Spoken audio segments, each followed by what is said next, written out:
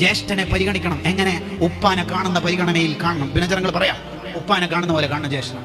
ഓൻ അങ്ങനെ ചെയ്തു വെച്ച് ഓനാ ആരാടാ പറഞ്ഞത്? ഇപ്പൊ നീ ആരാ പറഞ്ഞത്?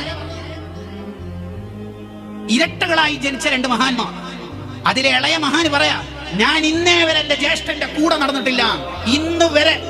എന്താ കാരണം? ഇത്രയും കൊല്ലത്തിനിടയിൽ ഞാൻ എന്റെ ഇക്കാക്കയുടെ വേക്കിലല്ലാതെ നടന്നിട്ടില്ല എന്ന് പറയാൻ കാരണം എന്താ? എന്നോട് എന്റെ ചെറിയ പ്രായത്തിൽ തന്നെ ഉമ്മ പറഞ്ഞതിന് ജ്യേഷ്ഠനാന്നുള്ള ബോധം വേണം. ഇതാണ് ഉമ്മയും ഉപ്പയും പഠിപ്പിച്ചു കൊടുക്കണം.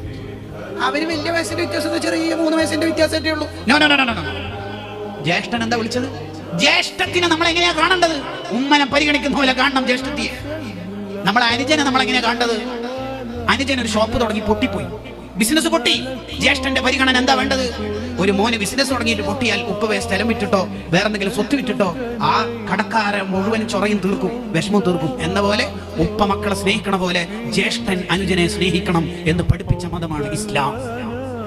ജനങ്ങൾ പറയാ ആ മതാണ് നമ്മളൊക്കെ മതം. നമ്മളെ വന്നെങ്ങനെ? മൂത്തമ്മയെ ഇളയമ്മയെ അഥവാ ഉമ്മാന്റെ സഹോദരിമാരെ പരിഗണിക്കണം. ഏതുപോലെ പരിഗണിക്കണം? അൽ ഖാലത്തു ബിമൻസിലത്തിൽ ഉമ്മി, ഉമ്മാന്റെ സ്ഥാനം കൊടുക്കണം ഉമ്മാന്റെ ഏട്ടത്തി അനിയത്തിമാർക്ക്. ബദറുദ്ദീൻ സർക്കശി റഹ്മത്തുള്ളാഹിയുടെ അഭിപ്രായ പ്രകാരം ഉമ്മാനെ ബുദ്ധിമുട്ടിച്ച അതേ കുറ്റം തന്നെ ഇളയമനെയോ മൂത്തമ്മനെയോ ബുദ്ധിമുട്ടിച്ചാൽ ഉണ്ട് എന്ന് വരെ ചർച്ചയിൽ കാണാം. പ്രബലാഭിപ്രായങ്ങൾ എതിരാഭിപ്രായങ്ങളൊക്കെ ഉണ്ട്, ശരിയാണ്. എന്നാലും ഇമാമിങ്ങൾ അത്രയും ഗൗരവത്തിൽ ചർച്ച ചെയ്തിട്ടുണ്ട്.